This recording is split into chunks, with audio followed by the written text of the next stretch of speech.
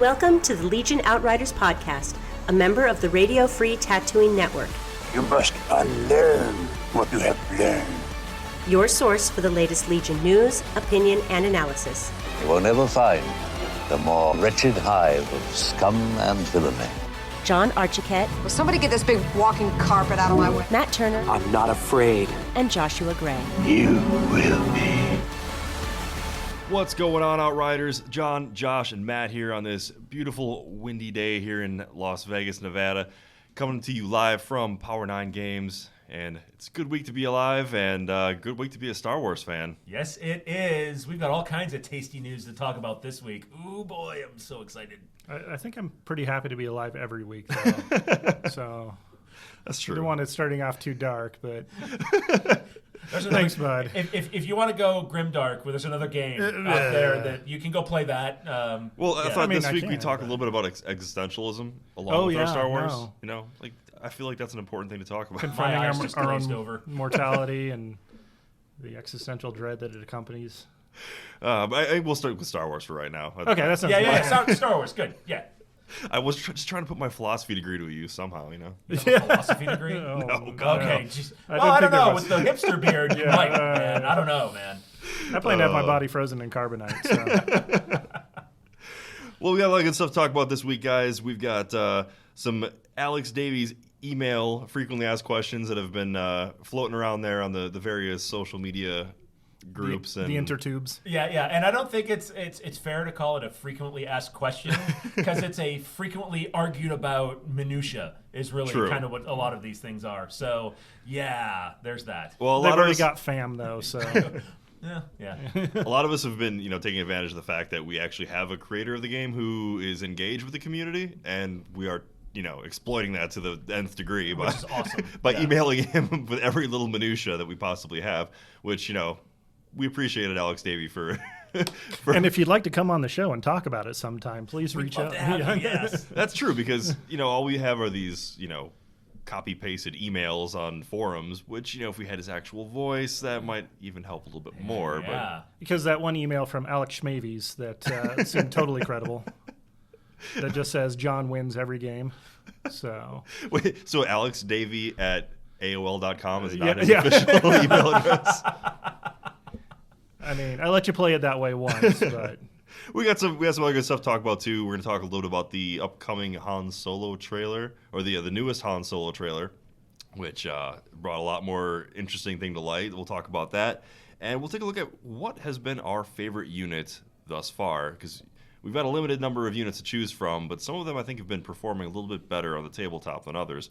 So we'll talk about our personal favorites with that, and of course, got some hobby and Star Wars news coming up.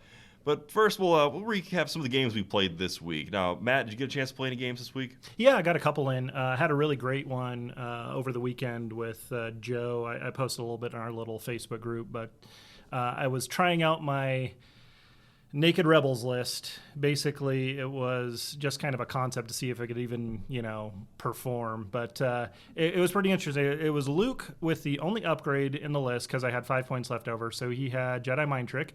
I didn't use it once.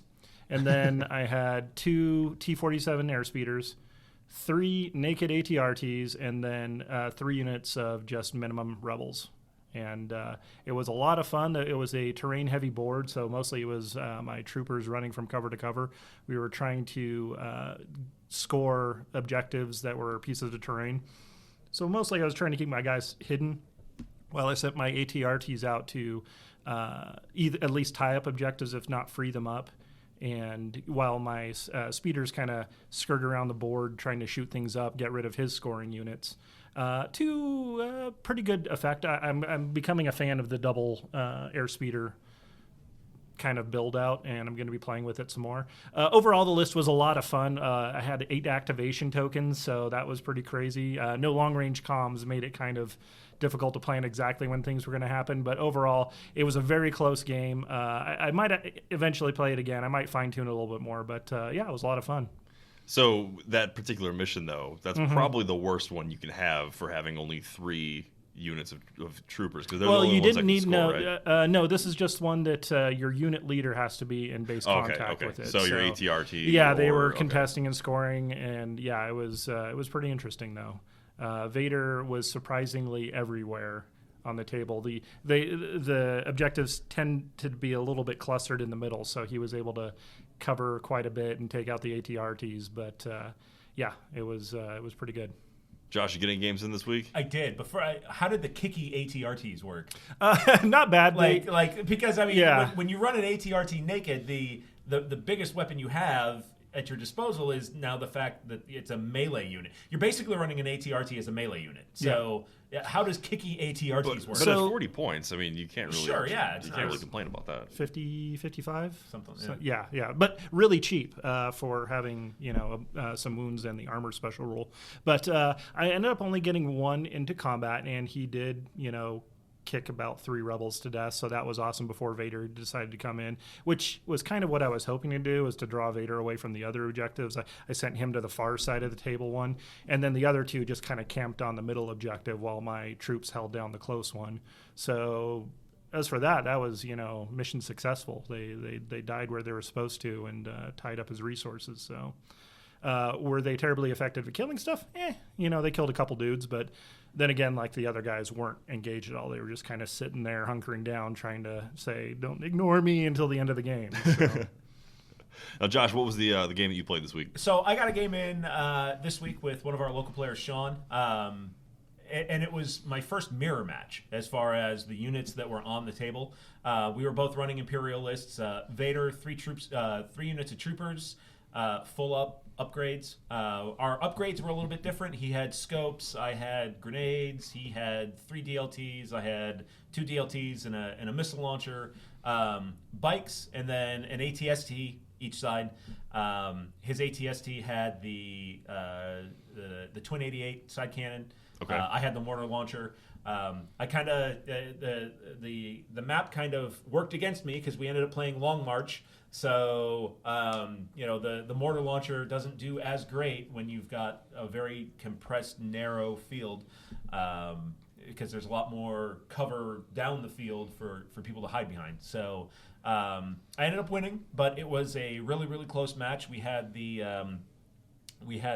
I think it was secure the transmissions, where you have to score the objectives after the end of 2, 4, and 6. Okay. I actually ended up with fewer minis and units on the table at the end of the game, but through maneuver and kind of some feints and kind of effectively pinned him into the back, was able to dash out and get more people. Going into the last round, the scoring was 3-2.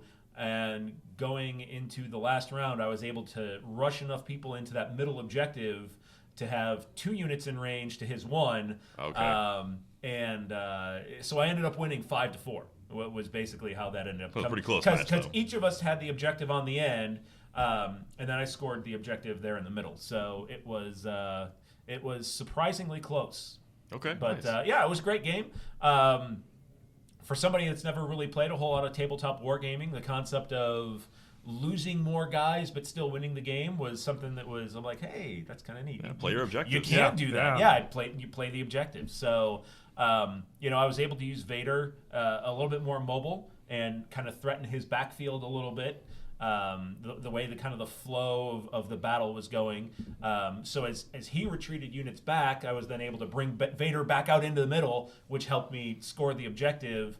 And his last activation, he had 2 units sitting there, a Vader with 7 health left, and his Vader left to activate, or a full up unit of stormtroopers right there. And you got to hope you get lucky and get 6 hits, and you can kill the whole squad. But I prevailed, yay! So you never ended up with Vader against Vader?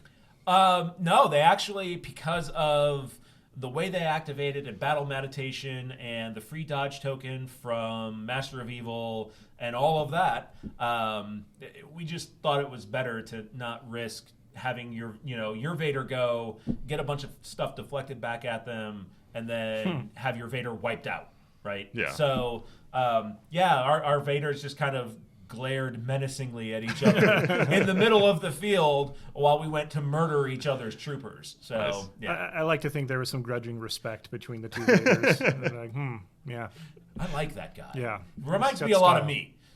Well, the only game I got a chance to play this week was actually against Matt, and you were trying out played a game? your Oh, yeah, we did play a game. your Yeah, that dual was earlier in ATST the week. list. Yes. Yeah, it was Sunday. That was horrible. What did you think of that combination? Not to spoil the outcome of that game too much, but no, it was fun. I feel like I still haven't gotten the whole double ATST thing down, because with our game, I think it was like turn 2, you put 10 crits into one of my ATSTs, and it went down so fast. I don't even. And then we started out with the heavy coverage, or the overcast, so I couldn't shoot. Yeah, you very far. kind of shot yourself in the foot right in the get go. Yeah. When it came to setting up the pregame the game, mission yeah. cards, because the way it's set up, I don't remember exactly what the card layout was, but you basically set it up so I was able to get both the Fog of War. Yeah. And one of them I couldn't have prevented. The other one I could have if Yeah. I was a little bit smarter. Yeah, But, so I am not, we ended up so- having, I think it was just the normal deployment setup with the corners, not the Yes. not the 4 corners, but the 2 corner one. Yeah, the two opposite corners. Yeah. And then having the first 2 turns not having to be able to shoot long distance, that kind of hurt you. And then the the ATRT, we'll talk about that a little bit later on, not to spoil what my favorite unit's going to be, but that Jeez, the Gatling cannon. It's the Gatling cannon ATRT. Let me go ahead and let that one out of the bag. It did Holy work. cow, It did work. did. Let's not bury the lead here, folks. Yeah, I'm kidding. But that was the only game I got in this week. But I'm looking forward to getting some more games in before Veers drops. But you've been doing some painting though. I've been doing a lot of painting. Okay. Those ATSTs that were on the board After he demolished them. Yeah, they look a little different than they did beforehand. They got a chance to paint those up this week, and I think they turned out pretty nice. Matt, what do you think? They're your ATSTs. So. Yeah, no, I love the crap out of them. So The question is how much painting of your own stuff have you been doing? This week, none. good. Yeah. I have a little bit of a backlog of things that I need to get done for people. So I've got my rebel army done, and that was what I was most concerned about. Beyond that, I'll start working on some other things. You start working on that second airspeeder, huh? Yeah, I got it. Yeah. Well, I only have 1 airspeeder. I got to do your airspeeders now. Oh yeah. So you need to do 3 airspeeders. I got to do your airspeeders, the other half of your rebel box set. Yeah. All of the bases for all your units. So. God, man, it's been like days. Why aren't these done? Oh, it's almost like I don't have a life or anything. And playoff hockey. Not to step outside of the Star Wars world right now, but playoff hockey in Las Vegas, baby. Yeah, and I know we have a lot of listeners out there in California, but right now, come on, you guys are the evil empire. We gotta take down the Kings. California's always the evil empire. I'm as somebody from California, I don't like the Kings either. So Don't want to go out on a limb. Yeah, not really. But hey, yeah, Golden Knights, yay. So getting back into Star Wars stuff, what is the big Star Wars news we've got going on right now? What is the internet abuzz with? Well, we finally got a launch date for Veers. That's a big one. So the 26th, that's super cool. No Snowtrooper, though. What up with that? I don't know. I don't know if it's maybe a shipping issue or. I have no idea, but they have updated the shipping info for Veers, and we were assuming it was going to be a double drop. Veers Snowtroopers, boom. That's how we've been, we got a little pre-order tags out and everything. And still no day for Snowtroopers, so I have no idea what's going on there. But if you had to pick one unit that you needed more than the other one, which one are you going to pick? Oh, Veers. Absolutely.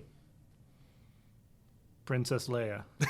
Okay, I Was mean, that I'm not an option? I'm with you on that as a Rebel Okay. player. But if you had to choose between Veers, No, definitely Veers is the more necessary of the two right now, just so you can, have more flexibility in your list structure and building for Yeah. Empire. But No, I think there's definitely going to be some play for Snowtroopers, but I think that what's going to shift the way the game plays right off the bat, it's going to be Veers. So my deepest, darkest fear right now is we had always been assuming that, okay, it's going to be Lear Snowtroopers, done, that's a wave.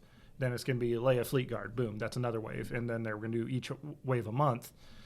Is it now going to be, okay, Veers is this month, Snowtroopers is next month, then Leia, then Fleet Guard, and then suddenly it's next year, and we've got 5 new units. Coming October 2018, Han Solo and Rebel Commandos. I really hope that's it. They're just maybe a week or two away from announcing the Snowtroopers. I'm going to keep my fingers crossed, stay optimistic, and say that's probably what it is. I hope so. Yeah, and we still haven't seen a Snowtroopers preview article yet. We got the Veers one last week. We've seen the announcement article. Some sweet art with a flamethrower for the game kit stuff. But yeah. Please make that an alt art card. FFG, please. Because that artwork is awesome. So that's good news for the Star Wars Legion game, and for I guess something we've already expected for a while. But I think the big news was the Solo trailer. Yeah, the second Solo trailer came out too. I think I enjoyed it more than the other ones. Yeah, you saw a lot more. Like the first little bit, the first trailer you saw, new Han wasn't really working for me. You're like, I don't know if I like this guy's Han Solo. You get a little bit more personality and charisma in this one than the others. Still, there are a lot of people calling him, stiff, and he's saying he's not as expressive. Now, granted, it's really hard to mimic the natural charisma that Harrison Ford has. Yeah. Because let's face it, that dude is, he is Han Solo. So it's hard to replace that. But I've got a really good feeling about this now. So great line from the trailer. Yeah. I like that. To take something that's, and I know there's probably a legion of fanboys out there that are all torqued off. That where's my I've got a bad feeling about this, and that's where's been my in Wilhelm scream and all of this stuff. To see them turn that up on their head, it's just that's up. And you're going to disagree with me on this, John. There were a lot of artistically bold choices in The Last Jedi, things that kind of broke convention. And you're looking at me funny. I'm curious what you could be talking about. Well, that's a discussion for another time. But you're seeing a lot of this in the Solo trailer, or at least in the trailers that we've seen. Yeah. You're seeing that in Solo too, where they're not afraid to break convention. Star Wars movies have kind of followed a very rote script as far as they're very Western serial, they're very Kurosawa film-ish. The Last Jedi really kind of broke that mold completely. So it looks like they're going to go and do that really with Solo too. So I'm excited. See, and I'm far from a fanboy who's gonna just totally write off anything that doesn't follow canon to the T. There's a few things that I guess you have to stay with. The Kessel Run has to be a thing. Han and Chewie, they're a thing. His winning the Millennium Falcon off of Lando Calrissian. Those are staple items that have to be incorporated. Everything else, I'm happy to have them use artistic license. Come up with whatever you want to do, as long as it doesn't, just completely detract from the overall, space opera space western of the Star Wars universe. That said, from a Star Wars Legion standpoint, what kind of things do you think we're going to see now with what has possibility to be incorporated later on? And see, I don't even know if that's a question that you can answer, because we haven't seen FFG's strategy for how they're going to mine anything that isn't the original trilogy. Sure. We haven't seen anything outside of the original trilogy yet. So, are we going to see stuff from the prequels? Are we going to get a clone army? Are we going to start getting units from Rogue One? So let's not mix the streams here. Prequel is aside. Sure, this is part of the kind of the more prime galactic Civil War era. And sure, it's on the early end as a young Han Solo, but seeing a unit of range troopers, sure, I think why we not? can see that. Or they look like, from the very small glimpse we saw, was there an ATST variant in there? It's an ATDT, I believe, is what it's referred to in some of the stuff that's come out now. Which I believe is all-terrain Del Taco. Yes. I wish Del Taco. Oh, Del Taco. So yummy. Wow, really? Okay. Anyways. Didn't know you had such a reaction for their cheap burritos. But, it's got two cannons up on the top of it, and it looks a little bit lower slung. So it looks like it's like a siege walker almost, but it's not as big as an ATST. So it looks like there's a lot of... And of course, you only see it on the screen for maybe a second during the thing, during the trailer. But who knows? But not counting like the prequels or the sequels, we haven't seen anything yet out of Rogue One. We haven't seen anything yet out of Rebels, which seems like that might be a much more rich ground to start mining up. Sure. But they also might want to get the new hot involved as well. Sure. I just saw these guys in that movie. I'm very interested in seeing them playing little games with them. The speculation over in the X-Wing community is we're going to see a third Falcon now, which is the new one. We're going to see the heavy TIE fighter. Yep. It's got like the offset solar panel and the kind of the two guns there in the middle. So, people are anticipating that you're going to see kind of more releases out of this. X-Wing's a game that there's 70 releases out there already. So, sure. They can go there. Whether we're going to see young Han with new Han, on the Rebel side, who knows? That might be a little while. Right. Yeah, but from what we've seen on there, there's a good chance Lando at some point, because even being included in the original trilogy, Sure. he's probably going to be a character at some point. Well, one thing that we see with FFG is that they cluster releases based off of time frames. Things are... They did an entire push of Rogue One ships all at the same time.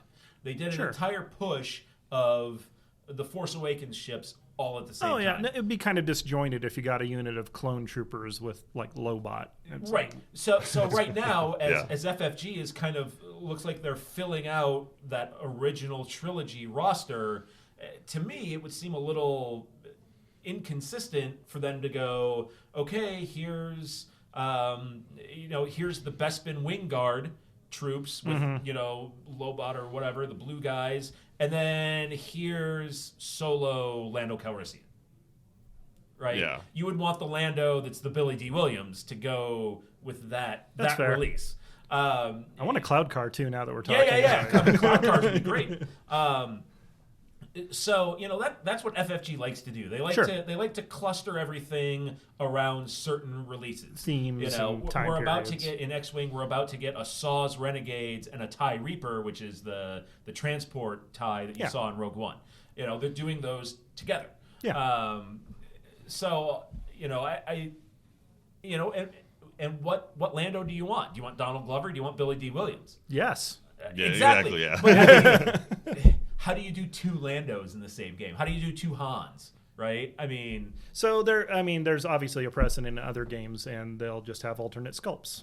Well, sure. Or they will actually have, they've got the unique keyword associated with their cards. Well, guess what? Pick a Lando. We've got it in X-Wing. There's precedents. There's Chewbacca the pilot. There's Chewbacca the pilot. There's Chewbacca the crewman. Right. They'll have different abilities. Yeah. But the problem that you end up having with that kind of a thing is, people still fly. You might have an older new Han. Mm-hmm. You might have the Solo Han, who's younger, but then better than the new old Han. I'm confusing myself here. You confused me minutes ago. The legacy Han Solo. Okay. But because you've got legacy Han Solo and he came out first, well, I've got to give you a reason to buy the new young Han Solo, so I make him better than the old one. You just give him different synergies or something like that. Yeah, maybe one of them does, the more stealthy, kind of role Solo, excuse the pun.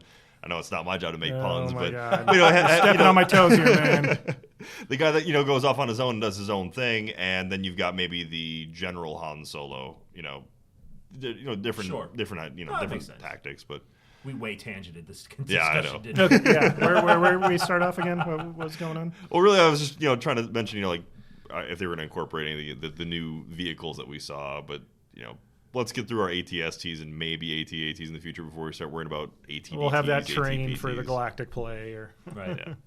Now, talking about vehicles, talking about our hobby news here, one of the things I want to talk about this week for hobby is weathering vehicles. And doing your ATSTs, I've seen a lot of different ways of doing the ATST model, and the airspeeder for that matter. You mean more than just gray? More than just gray. Well, Okay. Look at Josh. Josh did his, black and purple and gray. So we don't talk about him. It's dark pink. Pink. So there's lots of different ways you can do it, but we've seen varying degrees of weathering. For people who don't know, weathering is battle damage. It's Just looks like it's been out and used in the world. It's existed before it rolled off of the factory line. Exactly. And if you want, you can keep yours pristine and neat looking. It's one way to do it. I like myself to, damage them up a little bit because I, hate the Empire and I want to make it look like it's lost a couple battles first. But there's a number of different ways to do it. Now, for the ones that I used with yours in particular, I use an airbrush first, and that it does change the way that you do your painting, because with an airbrush you don't have to go through and dry brush things like you do with a normal paintbrush.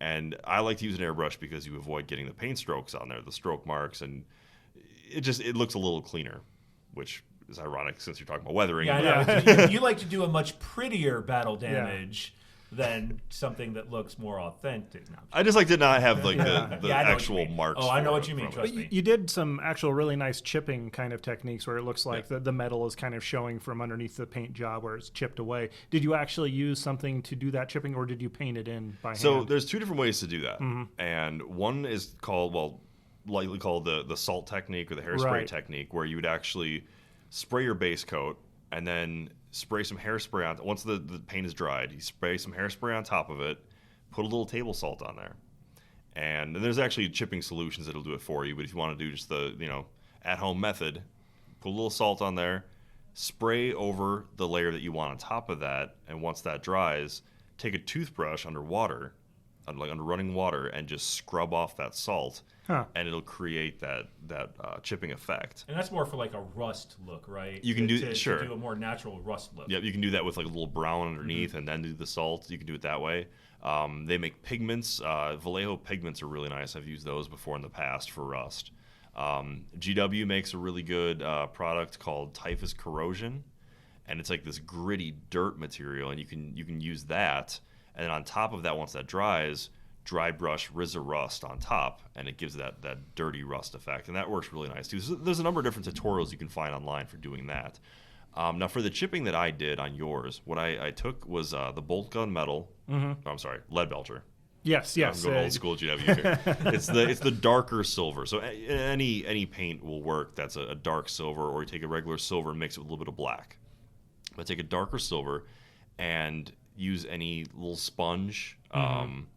Or really dirty, just nasty paintbrush that you wouldn't use anything else, and just catch the edges. Maybe a good 3-4 millimeters in, go along the edges, and just asymmetrically just make some patterns. Less is more in these kind of situations. Exactly, because you always add more, but if you don't want it to be too overboard, just start out in small patches and work your way up. Once that dries, I take a lighter silver, so you can do like the Stormhost silver for GW. Vallejo makes a number of lighter silver colors, but take those and using the same technique, except for just a little closer to the edge and just a little more sparse, and go along the real sharp edges of that, and you can make it really, really nice paint chipping effect. Makes it look like had that was the ground impact off. Point that exactly, yeah. So and you can do it in the center of a flat panel too, if you want to make it look like it caught a rocket in the wrong spot or something like that. So there's a number of different techniques, and those Ewoks chucking rocks at the ATSTs. It's like, oh no, real battle damage. Oh god, yeah. But you a number of different places, a number of ways to do it. I like to darken the joint areas a little bit to make it look like the grease stains and things like that.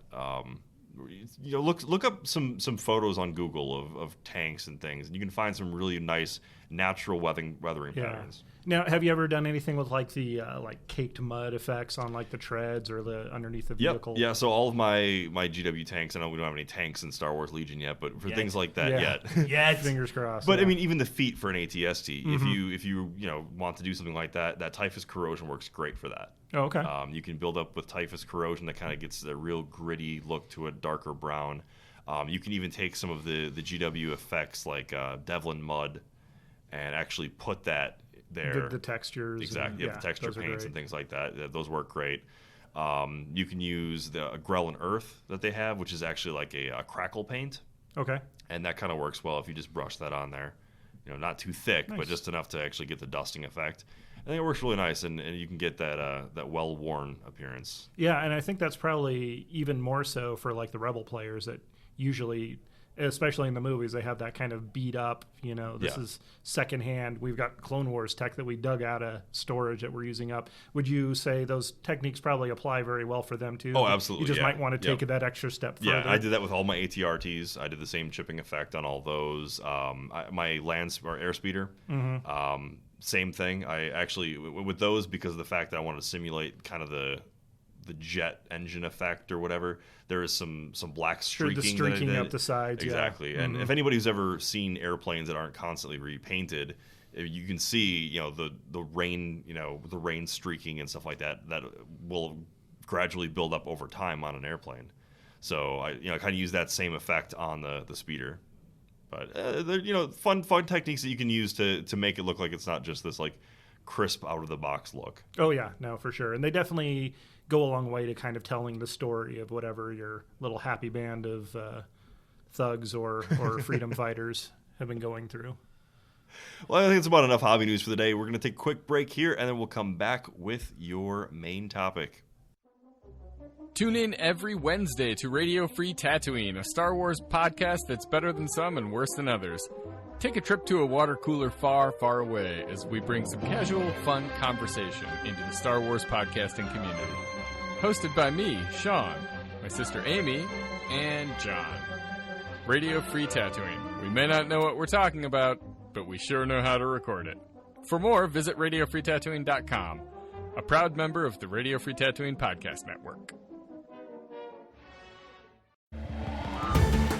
You're listening to the Legion Outriders podcast, a member of the Radio Free Tatooine Network, recorded on location at Power 9 Games. Whether you're looking for the latest releases from Legion, X-Wing, 40K, Magic, or any of our other extensive inventory of board and card games, head to power9games.com and use coupon code OUTRIDER10 to get 10% off your order. Plus, shipping is free on orders over $100. Now, back to the Outriders. And we're back with Legion Outrider podcast. Now, we got some big things to talk about this week. Some scuttlebutt going on in the internet forums. And we've had a number of rules, issues that have kind of been brought up by people that while the rule books have been pretty good about covering most scenarios, there's always going to be just, random things that people didn't see coming ahead of time and things we need to talk about. Thankfully, Alex Davies has been really good about getting back to people who've sent rules questions. And Josh, what were some of those questions that have come up? So really three main things that I've seen as I've kind of gone through Reddit and every place else. Two things that have been major sources of contention since the game, even before the game was released. What can you do to bases? Can you make your own custom bases? And that's a thing because the way that the bases and the movement tool are shaped, there's a faction out there on the internet and on the forums that say that, well, if you don't have a beveled base, it will afford you more movement than you should get because it doesn't match up correctly. And it's like, if you do a move, it's a 2 millimeter difference, 1 millimeter on each end, because you're not fitting that template in there correctly with just a base that's just cut at a 90-degree angle and it's perpendicular to the playmat. The edge of the base is perpendicular to playmat. And there's people out there that say, oh, 2 millimeters, that's not a big deal, whatever.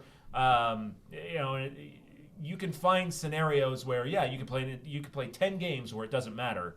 But then you play one game, like the game that I played this past week. Sean, on one of the rounds, was literally a millimeter away from scoring an objective. And we actually did kind of an old X-Wing trick where you hold down the objective token and you hold down the base, and then you put the range ruler in between, and if there's any wiggle room, well, then you're not within range 1. Yeah. If it touches both bases, well, then you're within range 1. That's kind of been the standard FFG way of measuring how they tell you if it's really close, hold down the bases, put a template in between, and if it fits, it's within range. If it doesn't fit, it's out of range. Had he been using different bases, he would have scored that objective, and that would have change the tide of the game completely. So, there's edge cases where yes, it will. You can go back and forth on whether it's that big of a game-breaking thing. Okay, well, so we know the arguments. What's the actual ruling now? Right. So somebody asked Alex Davey and said, "Hey, what can you do with bases?" And I'm just going to go ahead and read his response verbatim from the email that allegedly his response. Allegedly that was posted up on the Facebook page. So it says, as long as the special bases are the same diameter as the Legion bases, that should be fine. And as long as people also asked about modding models, doing kit bashes or whatever. As long as your conversions do not drastically alter the shape of your minis and those minis remain recognizable. So it's right now, you just have stormtroopers, but once you have multiple units, you can't sit there and go, oh, are those the stormtroopers or the snowtroopers kind of thing. Yeah. You should have no problems. We will have tournament guidelines out before much longer with some more details, but in general, the gist is we don't wish to be overly restrictive. It's a hobby game after all. Hope that helps. So... Yes, it does help. Thank you. Yes, it does help, but it also brings more questions because, it's got to be the same diameter.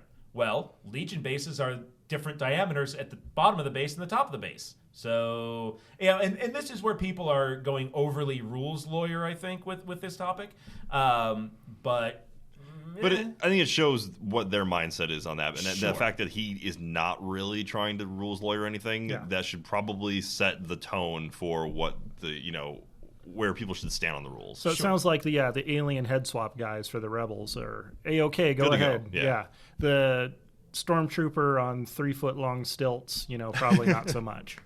Yeah, and I think that's good. I think, honestly, it's one of those things where a tournament organizer is going to have to look at it and be like, all right, is this person trying to cheat the game, or are they just trying to make a cool model that, stays within the spirit of the game? Then I feel like this sets a good precedent for right. that. Yeah, and it looks like everything's just going to be a casual kind of thing. It's not going to be overly restrictive. The things for the bases for me coming from X-Wing, the rules there are aside from putting a layer of paint on it, you can't do anything to the base. Yeah, the fact that he said nothing. It's a hobby game is huge. Yeah, and that's a big thing. So, hey, your weapon's free to do whatever you want with your bases. It sounds like as long as you retain the same general shape and dimensions as the stock bases. And that's something people have been literally going, fighting with each other for weeks now, since even before the game came out. So it's really good to finally get a ruling there, and it sounds like as soon as the tournament rules drop, we're going to have a much, much more clear idea of what people can do. So, which hopefully will be sooner than soon. Right. TM. The second thing that people have been kind of arguing about is a rules as intended and rules as written kind of thing with Arsenal. Whether the Arsenal 2 from General Weiss stacks with the Arsenal 2 that's already on the ATST. Now, you would think of that and go, well, General Weiss came with the ATST, duh, that makes it Arsenal 4. Mm-hmm. But there are some folks out there that are looking at the verbiage of what's in the rule books and saying, well, no, it doesn't stack because it says keywords apply to dice pools. Well, Arsenal isn't a dice pool, it's selecting weapons kind of thing. So they emailed Mr. Davey again, and the response you got back is, yes, that's an oversight. In the wording in the rule books, it does stack. Cool. All right. Yeah. So and that's makes perfect sense. That's a perfect rules as intended kind of thing. The one thing I found, and I found this today, that one of those things that you look at it and you go, well, no, of course you can't do that. I didn't even realize it was an issue. But with the HH-12, the missile launcher for the Imperials, that cumbersome keyword says you can't fire if you move you can't attack if you moved during this unit's activation.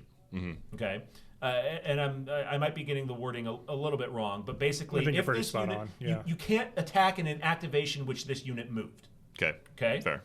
So people said, well, what if I put a standby token down and somebody else moves and then I shoot?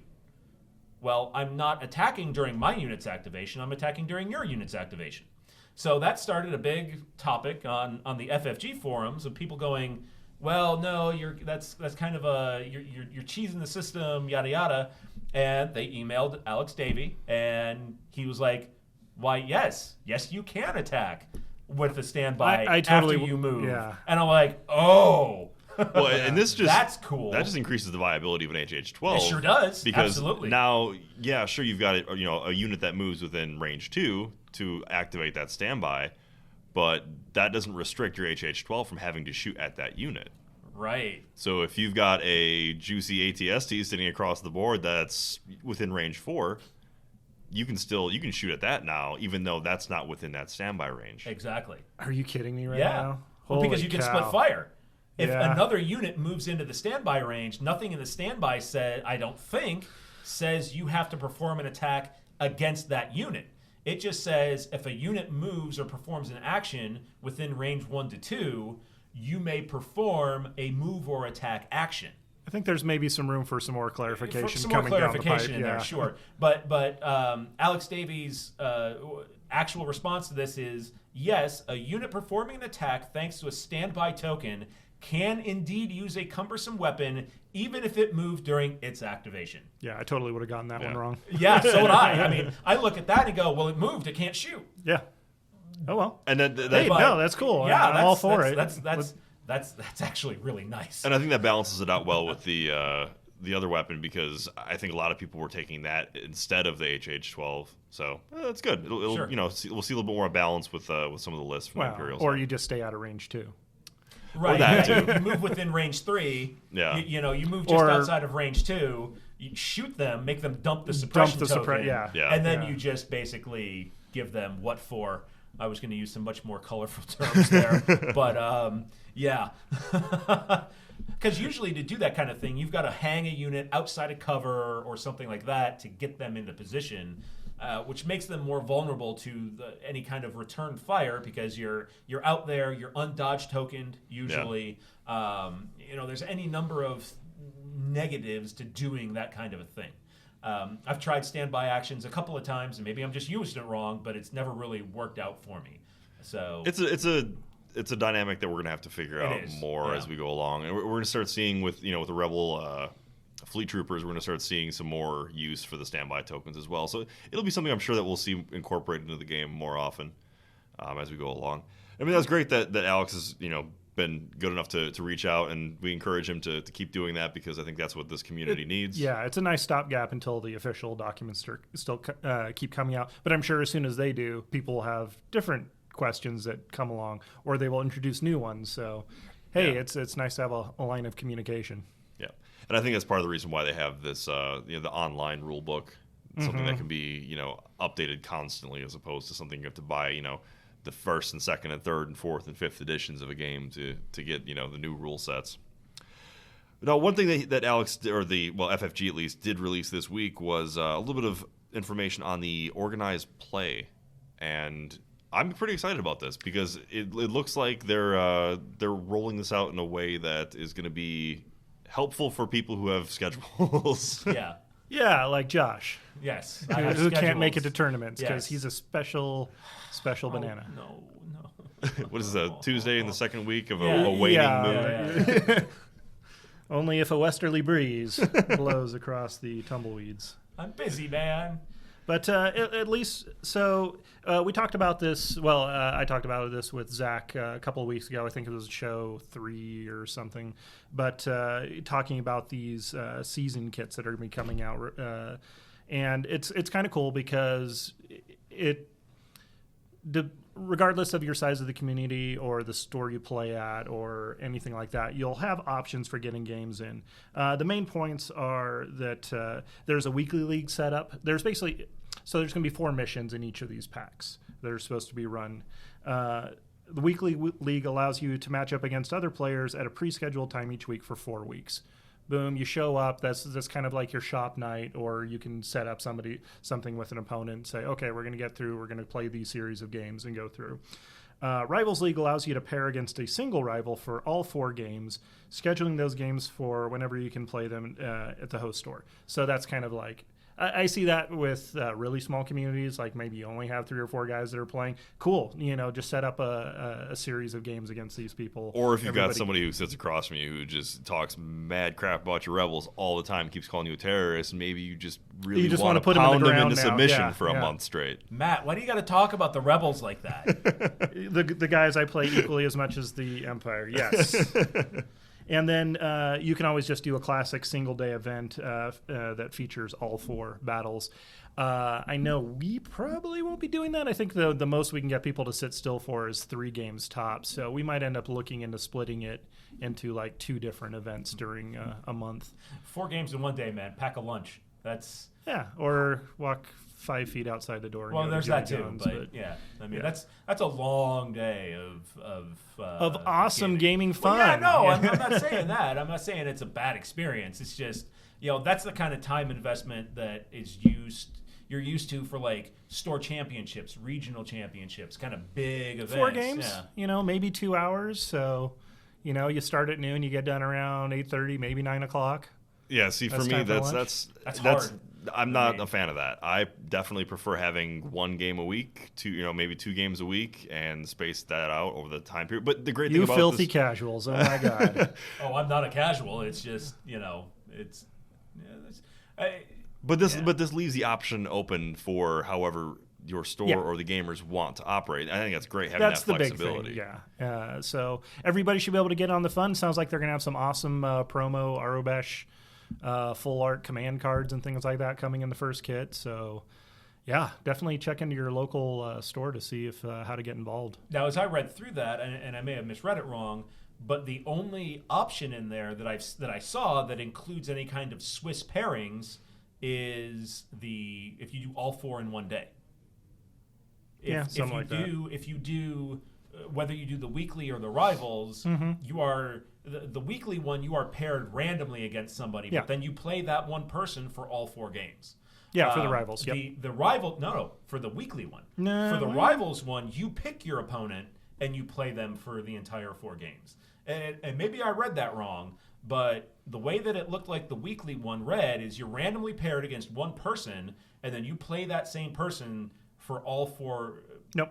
Does not say anything about that. It doesn't say that? Nope. What? You're just meeting up and playing one of the scenarios. It doesn't matter who you're playing against or which scenario. See, and that seems odd to me because the way the scenarios... No, the rivals is you pick one guy and you go through all 4 missions together. Okay, because... You got your dancing partner, now go fight.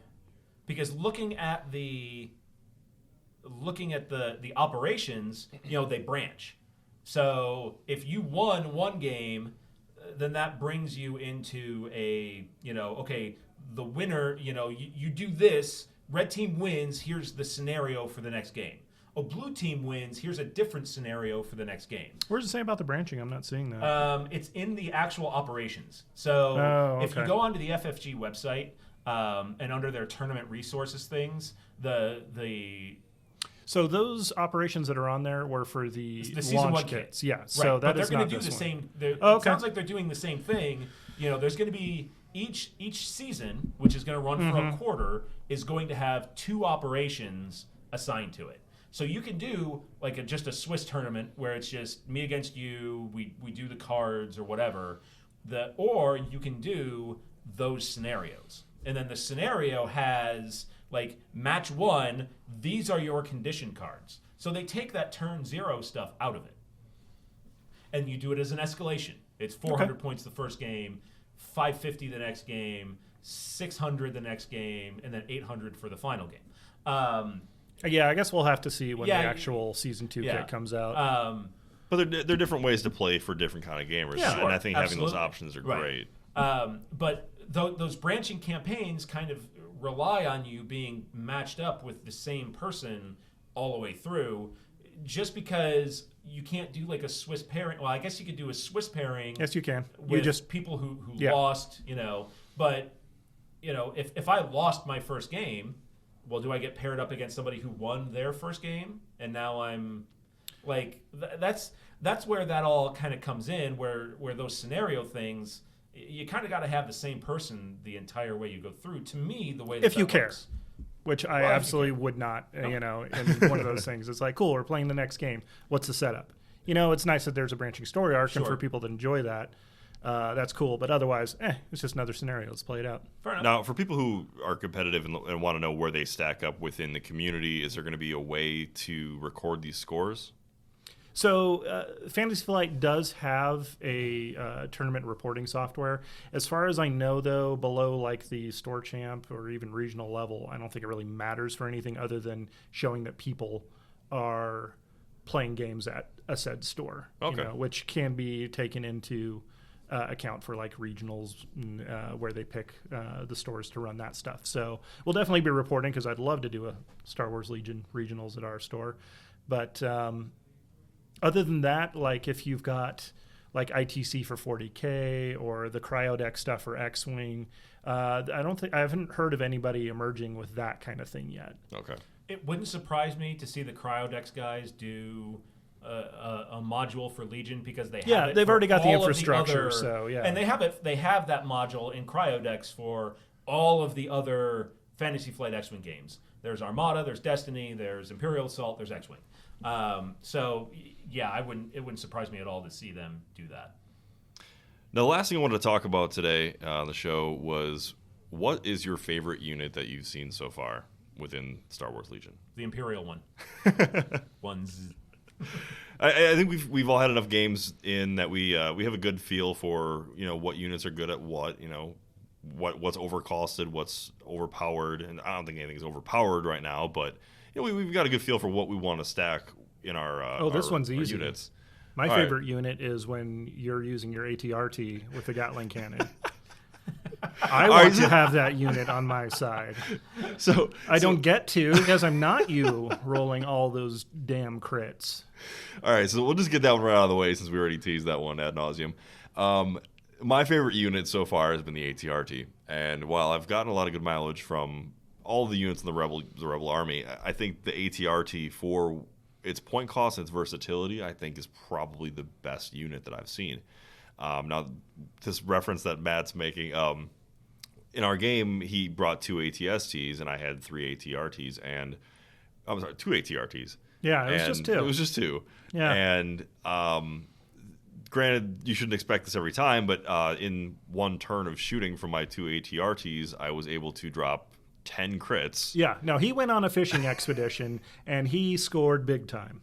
Now, the thing with the ATRT, you can use the laser cannon that it has on there that gives you 2 black and 1 red. Yep. And with impact 2 in range 4. And range 4, which is good, but it's a little higher cost.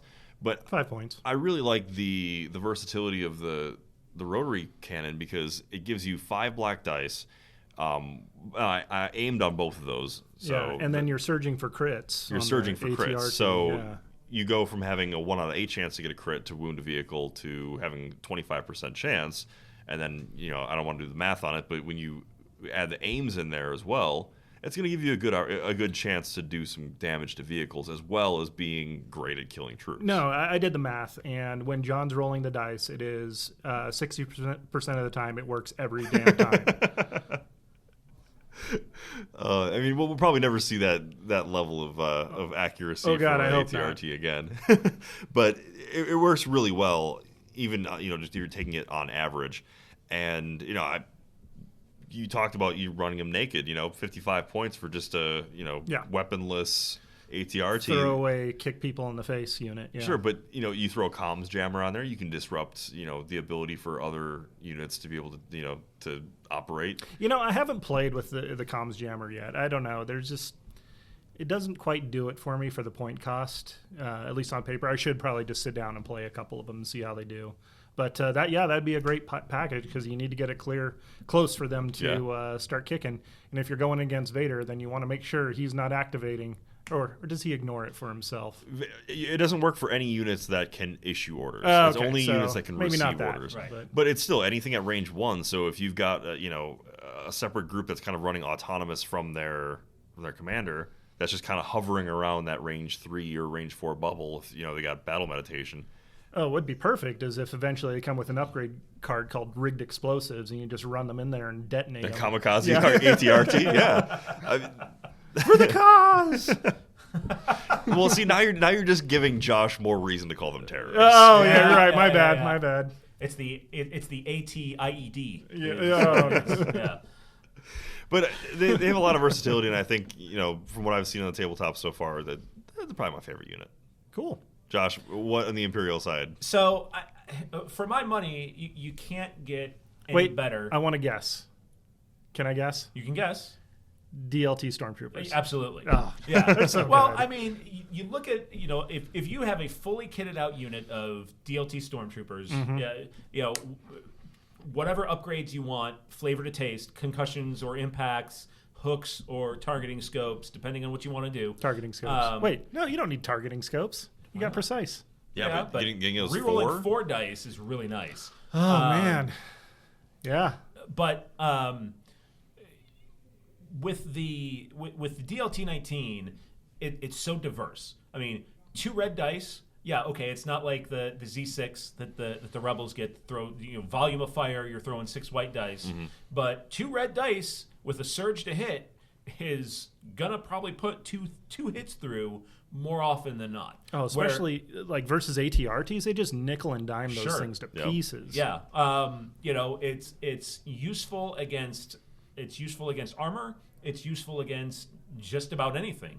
And then when you take that DLT and you pair it with a Stormtrooper squad, red dice saves, all of the other benefits, and a unit of Stormtroopers with grenades and a DLT-19, it doesn't get any better than that. It's really, really good, and it's an all-around winner. It has no weakness. The Z6, you're throwing a bunch of white dice, but hoping it's you get a bunch lucky. of white dice. Yeah. The Ion Trooper and the HH-12, you've got to reload them.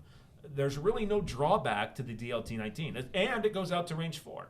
It's a great squad support weapon, and it's cheap. It's cheap and as versatile as Stormtroopers are, and as tanky as they are with dodge tokens, or not dodge tokens, with the red defense dice.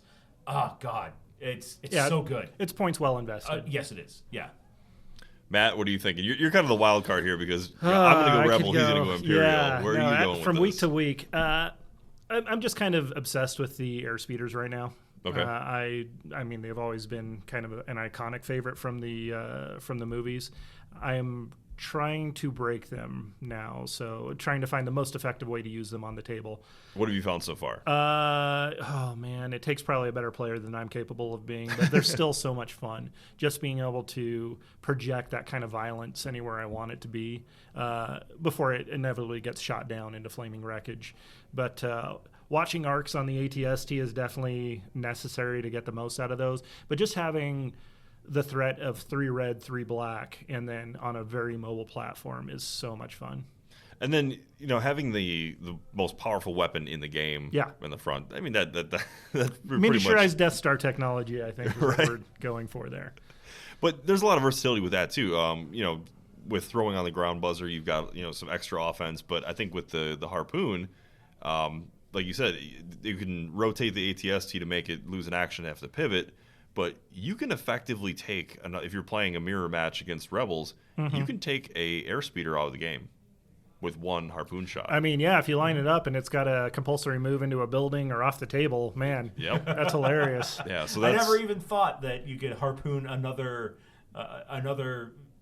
airspeeder. Yep. I didn't even. I mean, I'm so ingrained in what you use those harpoons for in the movies that. No, I think that's a hell of a shot. Yeah. Hitting a moving speeder with the harpoon. That's almost as absurd as throwing grenades at a moving airspeeder or a lightsaber. No, that's just tactics. Yeah. No, I think this is a rule of Airbud situation. It doesn't say you can't, so here you go. Well, I've played that to some pretty good effect with the not with the harpoon, but with the airspeeder, and I have to agree with you. It's a very good model. Yeah, I definitely take the harpoon over the ground buzzer. At this point, I think it's just a little bit too situational, a little bit too expensive to try and force that situation. Wedge or no wedge? I mean, if you got the 5 points, wedge. I mean, it can get you out of a tough spot. I've seen it where I hadn't quite planned I had quite enough that he was able to, okay, now we're just going back. You could also, if you don't finish a unit off in the first pass, you can all right, spin around, let's do this again. Try to knock off the last couple of troopers on an objective or something like that. So, yeah, Wedge. I hope Biggs comes along soon, or a pilot Luke or something that can join him up there. Or Dak. Well, I think that pretty much wraps up with what we want to talk about this week. Do you guys have anything else you want to mention, talk about? Oh yeah, just our usual. Well, I'll let Matt go first. Oh yeah, so actually should have put this in the beginning, but we are very happy to we're partnering with the Radio Free Tatooine Network. They're an association of podcasts that are all Star Wars related. So Radio Free Tatooine, which is kind of a general Star Wars podcast, Galactic War Report for those people like me that play Galaxy of Heroes, and also the Wraithcast podcast that they do X-Wing mostly and a bit of Legion. So we'll be getting our updates put up on there. You can take a look at their website. There should be a drop for their radio spot in this program, but radiofreetatooine.com. And then, the usual shtick here at the end where we thank Vladimir Putin for downloading our show. Is he still dedicated? And I don't understand this. How do we have more downloads from Moscow than Mississippi? They probably have better internet in Moscow than Mississippi. Probably. Yeah. We still do not have a single download from the state of Mississippi. 49 states in the Union have downloaded this show. Romania has downloaded this show. Mississippi? Nah. I don't get that. If you live in Alabama or if you live in Louisiana, just make a road trip across the border. Go to an internet cafe if they still exist. See that little dot appear on the map. I am seriously losing sleep at night over this. What? Oh, God, okay. I'm joking. I mean, last in everything, man. That's I know, right? the state well, motto, I got to right? be mad at something, right? I mean, that's yeah, just like those internet people. Week. Yeah. You got to really pick your fights there. Yeah. But other than that, just encourage everybody, if you're, like and subscribe. Check us out on Facebook, facebook.com/Legion Outriders, @Legion Outriders on Twitter. We're not doing much Twitter-only content. It's basically just a refeed of what we're doing on Facebook. But we're trying to be really active on Facebook and giving people more places to discuss more topics and stuff like that. So, yeah, please give us a like, give us a listen, give us a share, tell your friends. And thanks for listening. All right, folks, that's our show for this week. Just want to remind you that the Legion Outrider podcast is brought to you by the Radio Free Tatooine Network, a podcast network that's better than some and worse than others. To see the full lineup of shows, head to radiofreetatooine.com. See you next week, Outriders.